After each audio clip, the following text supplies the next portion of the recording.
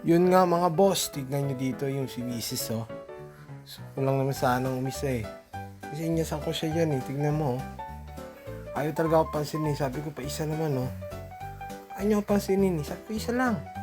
Ayaw nyo, tignan mo mga boss. Yan oh, kinakalabit ko pa nga yung paa oh. Isa lang dito mga boss, ayaw talaga oh. Sige na, parang tanga na nga ako dyan eh. Isa lang. Na, ayaw nga yun, tanghali daw eh. Ngaw, kamo talaga ako dyan, tingnan mo. Mga boss, oh. Oh, bad trip ako dyan, nihabol ko siya, oh. Ayan, sinayawan ko siya para maakit.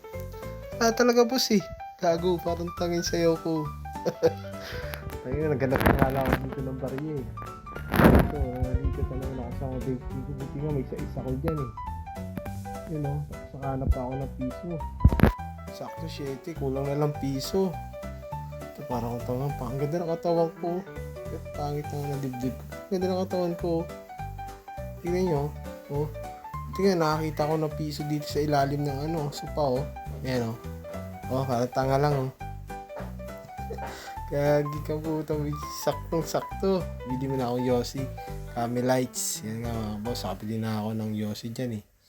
Naglalakad na nga ako papasok sa bahay eh. Oh, saktong sakto eh. Pagpasok ko nakita ko si Mrs. Yan. Yan, nagbaka sakali pa ako yan mga boss. Inyo ha, gagawin ko dyan oh. Saan naman?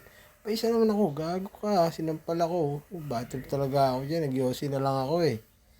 Bad trip talaga boss, mga boss. Inyo, yosi ako dyan oh. Hipak na lang ako, wala talaga eh. Kung wala kasing trabaho, wala, hindi ka makakaisa talaga. Sayang. Pagod ako dyan, hipak-hipak na lang ako dyan, tignan mo. Sarap ng higop ko. Alright, mga boss.